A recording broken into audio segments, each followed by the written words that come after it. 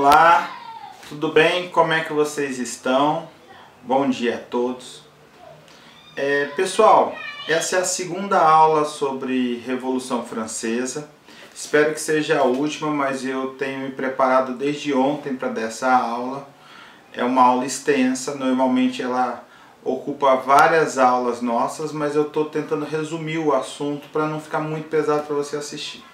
Primeira coisa que eu gostaria de perguntar é o seguinte: você já ouviu falar quando dizem que tal partido é de direita, tal partido é de esquerda? Não sei se vocês sabem o que significa ser de direita e ser de esquerda na política brasileira, na política mundial, tanto faz. Hoje eu vou te falar sobre a origem desses termos, tá? E isso tem tudo a ver com a Revolução Francesa, logicamente. Tudo bem? Então vamos lá. Eu já falei para vocês que a população francesa estava muito insatisfeita com o rei da França, com o governo de uma monarquia. E aí eu quero que você tenha em mente que naquele mundo, antes da Revolução Francesa, era normal ter pessoas consideradas nobres e com mais direitos, e era normal ter pessoas consideradas livres, simples, súditos comuns do rei. Tá? A gente não usava o termo cidadão, a gente usava o termo súdito, que é uma pessoa que tem que obedecer ao rei naquilo que o rei quiser. Tá? O cidadão significa que a pessoa tem direitos e deveres. O súdito não, ela só tem deveres, ela não tem direitos. E naquela época era normal então ter os nobres, que tinham muitos direitos, e os outros livres, que não tinham direito quase que nenhum. Tá? Por isso, a partir de agora, quando eu falar, olha, esse grupo é muito radical, quer dizer que esse grupo, do qual eu vou falar já já, ele é a favor de muitas mudanças nessa sociedade que existia antes. A ideia de que alguns têm mais privilégios do que outros. Tá? Bom, mas vamos falar de Revolução Francesa, resumo dos fatos. O resumo dos fatos eu acho que é relativamente simples para nós aqui. A população francesa, insatisfeita com a ideia de um rei governando seu país, depõe o rei, tiram o rei. Tá? Depor quer dizer tirar ele do governo. Prendem esse rei. E aí esse rei, que é o Luís XVI, ele resolve fugir com medo de morrer. E aí ele foge da França, só que quando ele está chegando na fronteira da França, né, ele estava em Paris, quando ele sai de Paris e chega na fronteira, no meio do caminho ele é pego. E aí se lascou o rei é trazido de volta para Paris, é preso, depois de muito tempo ele vai ser julgado, condenado por traição da França e vai ser guilhotinado. Aí eu já vou te explicar uma coisa, o que é a guilhotina? A guilhotina, que é esse instrumento que está aparecendo aqui do meu lado, tá? Ela é uma máquina de cortar cabeça. A princípio você fala, poxa vida, que coisa horrível, né? Inventar a guilhotina para cortar a cabeça dos seres humanos. A guilhotina ela foi inventada para causar menos dor em quem estava morrendo. O senhor Guillotine, o Monsieur Guillotine, que inventou esse aparelho, ele era um humanitário, ele queria que as pessoas, já que elas tinham que morrer, que era isso que eles acreditavam na época, sentisse pouca dor. Então o corte da cabeça era rápido e de forma indolor. Antes da guilhotina ser inventada, as cabeças eram cortadas com facas, com espadas, com machados, e às vezes o carrasco errava. E a pessoa ficava sofrendo ali durante um bom tempo até novamente o carrasco dar outro golpe e matar a pessoa. Você deve pensar esse processo não como um carrasco matando uma única pessoa, mas num único dia, às vezes, dependendo do momento da história, um mesmo carrasco poderia matar centenas de pessoas. Então no final do dia de trabalho ele estava extremamente cansado, então ele começava a errar muito. A guilhotina vem resolver esse problema. Tá? E depois virou o símbolo da Revolução, um dos símbolos da Revolução Francesa, da justiça do povo contra maus governantes.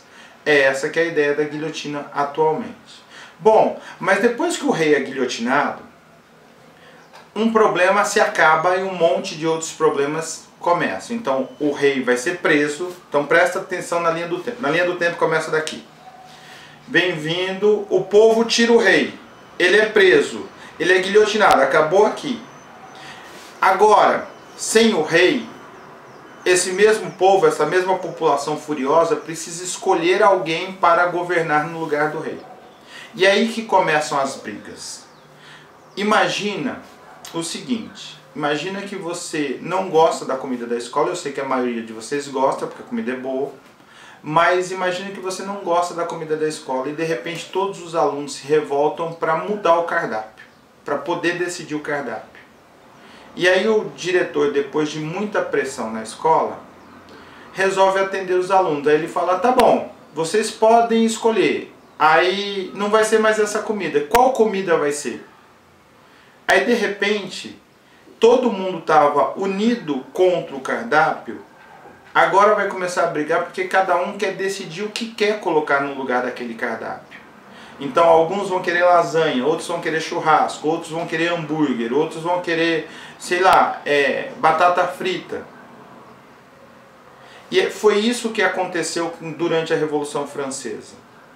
Os revolucionários eles eram contra o rei, todo mundo era contra. Tirou o rei, tirou. O rei morreu, morreu.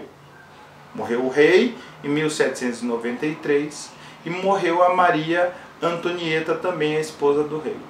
Quem que eu coloco no lugar do rei? Quem que vai governar? Vão surgir vários grupos e cada um tem uma ideia, tá? Então, tem um grupo que é chamado de jacobinos. Os jacobinos, eles são da pequena burguesia, então eles não são ricos, eles são de uma classe média e eles querem muitas mudanças políticas. Eles querem que todo mundo seja tratado igual perante a lei.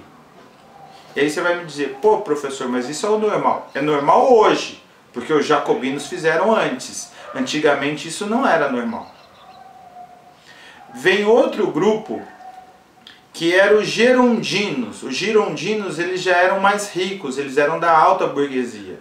Então eles não queriam muitas mudanças. Eles queriam ter mais direitos, mas eles não estavam tão preocupados com a população pobre. Tá? Os jacobinos, por outro lado, eles queriam que todo mundo tivesse direito a voto, todos os homens. Queriam e fizeram inclusive uma ampla reforma agrária. Eles pegaram a terra dos nobres, que estavam do lado do rei, e distribuíram para a população pobre poder trabalhar, produzir seu próprio alimento e não mais morrer de fome como acontecia na França. Os jacobinos viam a reforma agrária como um ponto principal e foi isso que eles fizeram. Tá?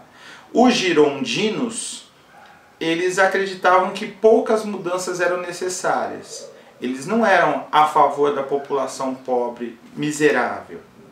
Ao lado desses ainda existia um terceiro grupo chamado de Cordeliers. Os Cordeliers,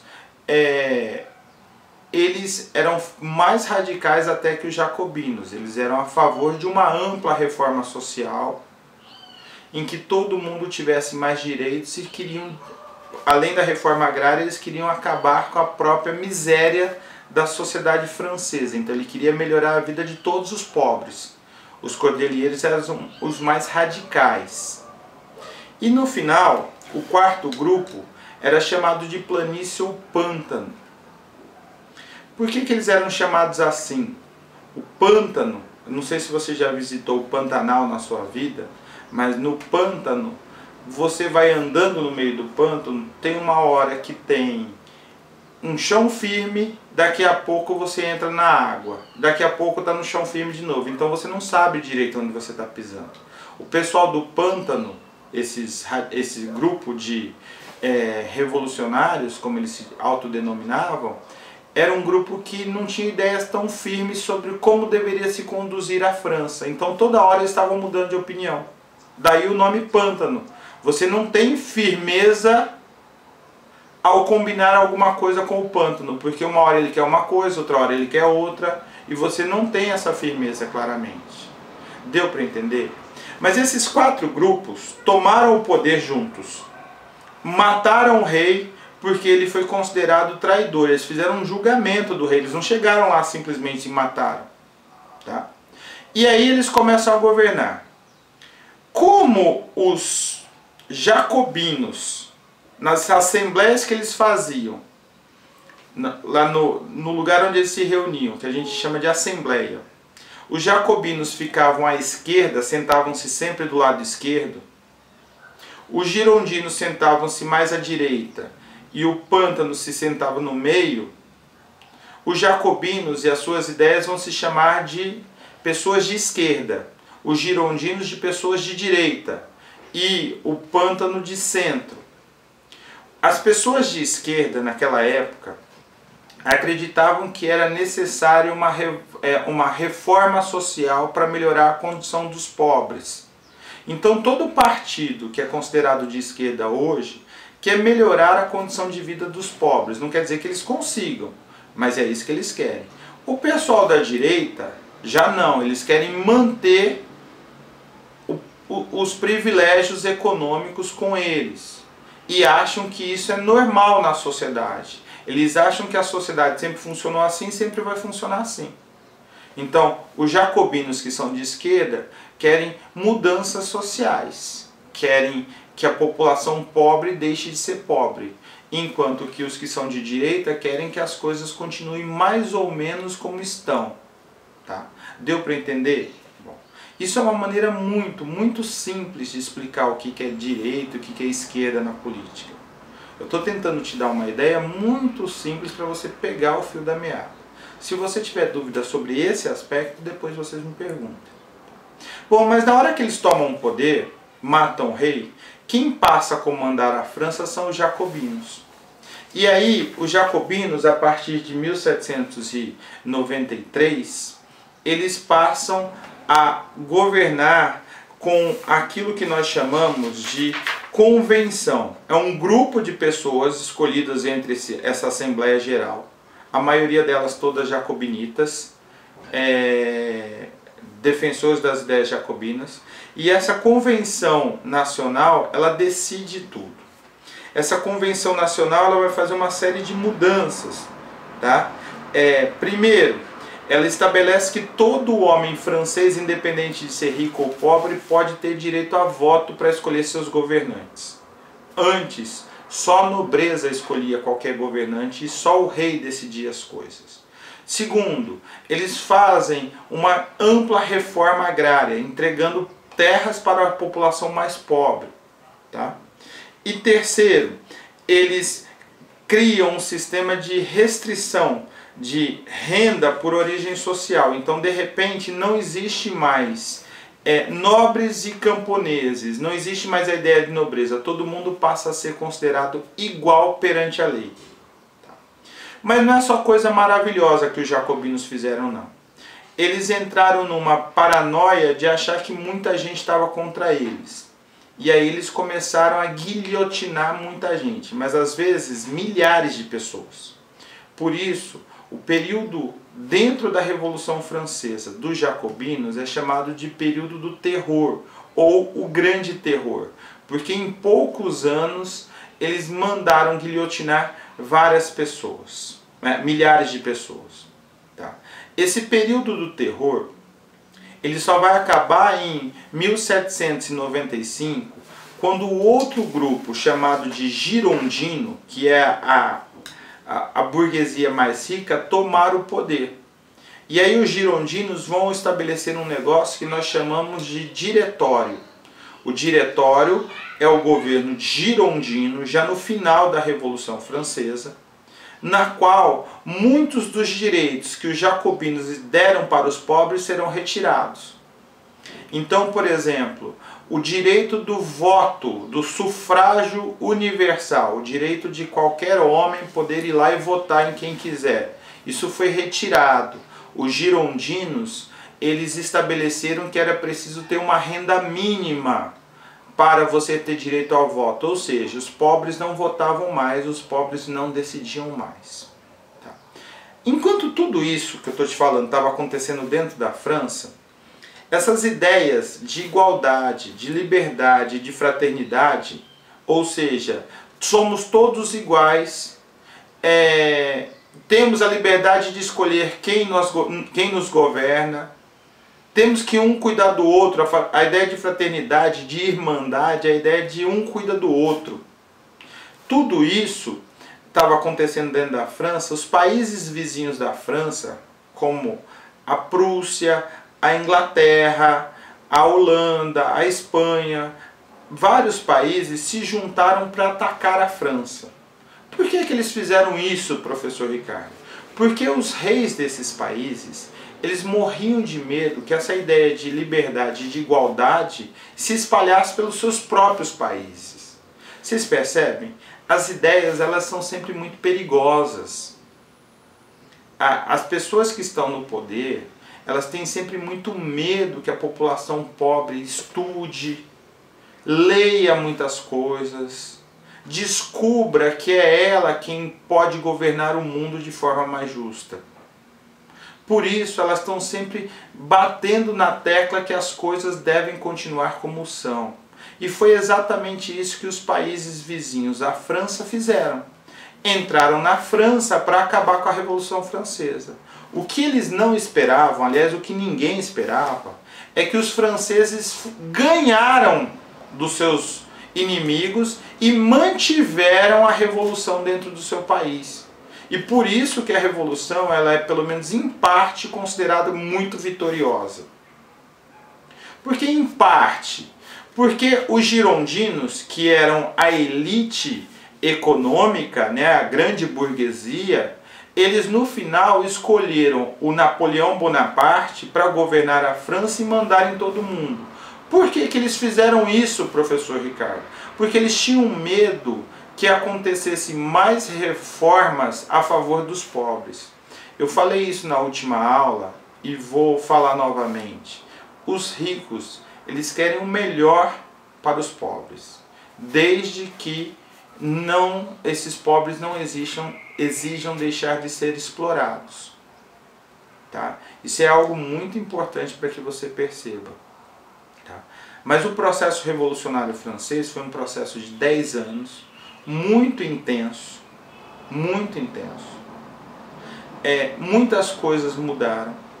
Se estabeleceu o direito universal do homem e do cidadão, que eu já falei na aula anterior. Direitos que nós chamamos hoje em dia de direitos humanos, e as pessoas confundem achando que é cuidar de bandido, não tem nada a ver com isso. Direito humano é coisas simples e fundamentais para a nossa vida, como por exemplo a liberdade de falar o que eu quiser. A liberdade de eu sentar no meu computador e escrever qualquer coisa que eu quiser contra o governo que eu não gosto. Isso é considerado um direito humano. Então toda vez que você entra no seu computador, senta e critica os direitos humanos, você está usando um direito humano para criticá-los. Você entende? Tá? Outra coisa, a ideia de que somos todos iguais perante a lei. Que ninguém é melhor do que ninguém. Que se eu quiser ter direito ou ter privilégios, eu tenho que trabalhar por esses privilégios. Isso é algo fundamental da Revolução Francesa. A ideia de que um povo deve escolher quem o governa. Isso tudo também são ideias da Revolução Francesa. Ideias como as ciências devem ser ensinadas na escola e não só a religião. Porque todo mundo gosta, ou quase todo mundo tem uma religião. Mas ninguém quer ser obrigado a aprender a religião do outro. Por isso que não se ensina a religião nas escolas.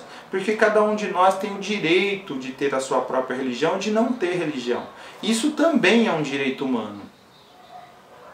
Você percebe? Os direitos humanos te protegem o tempo todo e muitas vezes as pessoas falam mal por desconhecimento. Deu para entender?